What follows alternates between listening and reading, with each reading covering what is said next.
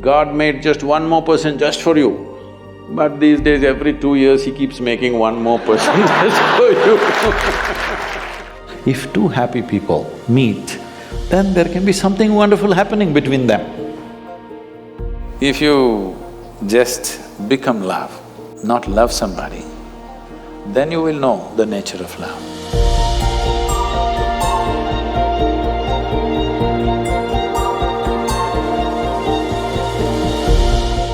How do you know that the person you are with is the right person for you?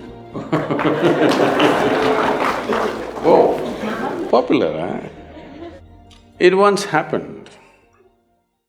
Shankaran Pillai was at the family dinner, and when everybody settled down for dinner, he stood up at the table and announced, "I am going to marry Lucy, who's just across the street."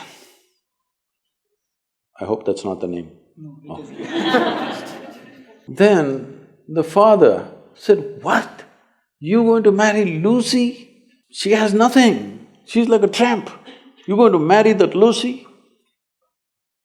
Mother said, "What? You're going to marry that Lucy?" The uncles always pitch in these kind of matters, you know. Uncle said, "What? You're going to marry that Lucy? Have you seen her hair? It looks fake." The aunt, "What? You're going to marry Lucy? She's always painted. You're going to marry that painted woman?" The little boy, the nephew, can't be left out. He said, "You're going to marry Lucy, she doesn't even know what is cricket. How can you marry her?" Shankaran Pillai stood his ground and said, "Yes, I'm going to marry Lucy." Everybody asked in one voice, "Why?" He said, "Because she has no family." There are no many opinions to battle with.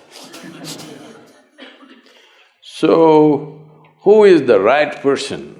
I don't want to take away all the romance from your life. But let me tell you this, there is no right person on this planet. If you get into that kind of unrealistic mindset, "I have found the right person," oh, you will be soon disappointed. You must understand, there is no right person. First thing is to see whether I am the right person. Yes, am I the right person? And there are no right people on this planet. If you understand, you have your nonsense, they have their nonsense, we can adjust nonsense. Go on. First and foremost thing is, you bring yourself to your place where your experience of life is just pleasant by yourself. You're wonderful. Now, let us see what gets drawn to this one. If you're really wonderful, things will happen in every way, I'm saying. And this whole thing is an American thing, that there is a soulmate somewhere. God made just one more person just for you. But these days, every 2 years, he keeps making one more person just for you. Obviously, God is making too many mistakes with you. See, body needs a mate, understandable. Maybe psychologically also you need a mate, understandable. Emotionally you need a mate. A soul cannot need a mate. So soul doesn't need a mate, nor was some person made perfectly for you, okay? If you invest a deep sense of involvement, something wonderful may happen. It's because of your involvement, not because the other person is fantastic. No. Even if you choose a fool, actually it's easy that way. If they're not stupid, why would they come to you first of all? No, I'm just being nasty. So, even if you choose a fool, it doesn't matter. If you involve yourself, it can turn out very beautiful. You chose the smartest person in the universe, it could be a disaster. So, do not think in terms of, whatever this made for each other nonsense. No, you choose the opposite actually. But after some time, after a little bit of time, you slowly start expecting they're just like you. This is a serious mistake. Because if one more person becomes just like you won't be able to bear with them for 2 days. Nobody is like you, and that's good. Don't look for sameness, not necessary. Because of the difference you tango, not otherwise.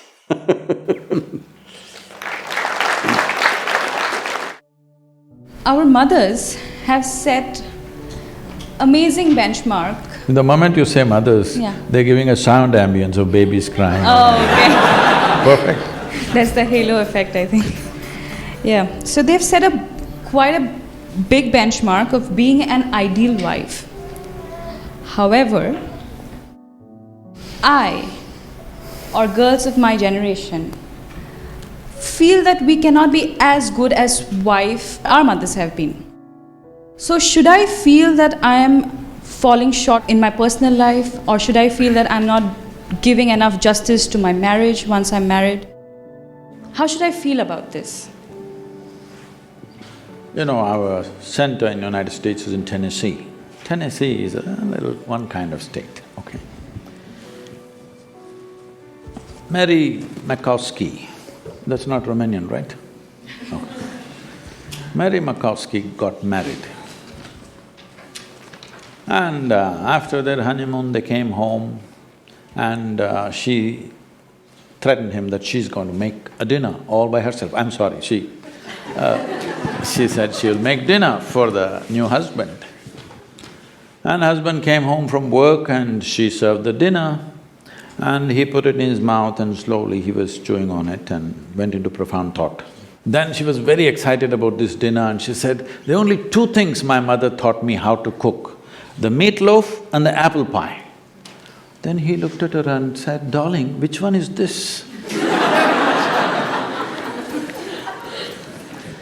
So, your mother, your grandmother, how they made good wives? Largely it was believed the way to a man's heart is through his stomach. Today your husband will call Uber Eats and whatever, Quick Picks and this and that and Swiggies and whatever, all right? So, you can't make a good wife based on how your grandmother became a good wife. You can't become a good wife based on how your mother became a good wife. Situations have changed, expectations have changed. It's not in the stomach anymore. For some, it's gone up into the head, for some, it's gone further south. Yes? So, you don't do that. Essentially, what a husband and wife means is, because you're not geared, most people are not geared. Very few people in this world are geared to make this journey of life all by themselves. They're organized enough within themselves totally. They never feel anything missing in their life because they've made themselves like that. But most people need somebody else to lean on. Either emotionally, psychologically, there are needs in a human being, physical needs, psychological needs, emotional needs, maybe social needs, economic needs, variety of needs. To fulfill these needs, you want to find one person that you can depend on. Because it's very difficult even to find one person with whom you can share everything that you have, your body, mind, emotion and works. So this is the idea. Formalizing it is so that every time you get some little friction, you don't fall apart, so little tying up so that things don't fall apart very easily, all right? Nothing else. The biggest mistake humanity made was, they started saying marriages are made in heaven, that's why it's such a mess. What's done here? If you see, marriages are made between us and we took responsibility for who we are, we could have made it work, but the damn thing is made in heaven. Not suitable here, it's because it's alien stuff. Everything is a mess because you think it's made elsewhere by somebody else. If you understand it's made by you for your well-being, to fulfill your needs and your purposes so that you can go through this journey of life with least amount of trouble and friction, then you would handle it more responsibly, isn't it? and according to contemporary needs, not how your grandmother did her marriage. You can't do it that way because expectations and situations have completely altered themselves. So, if you hold somebody who is your friend and who is your need, you must understand. You are in this relationship because you need. Maybe the other person also needs, but that's from their side. As far as you are concerned, you made this relationship because you need it badly, isn't it? If you understand and you're always grateful for this, that somebody is fulfilling all your need, you would handle it well.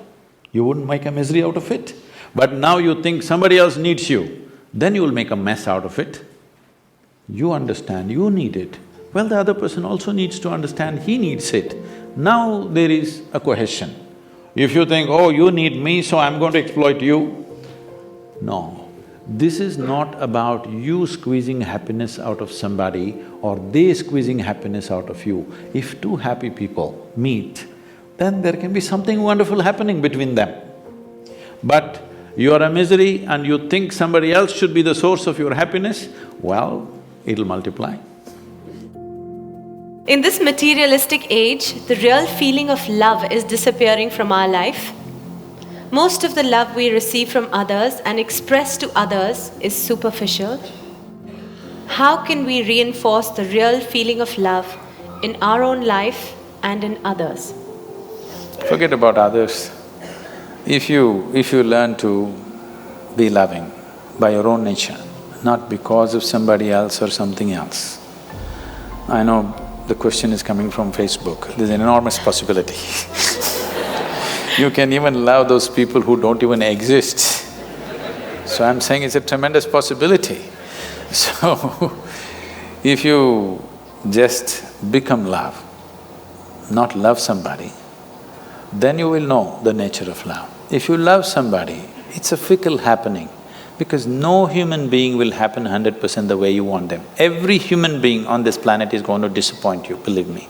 Not because they'll do something wrong, because nobody can fulfill the unrealistic expectation you have of them. It's simply not possible. Have you been able to fulfill anybody's expectation, I'm asking you, entirely?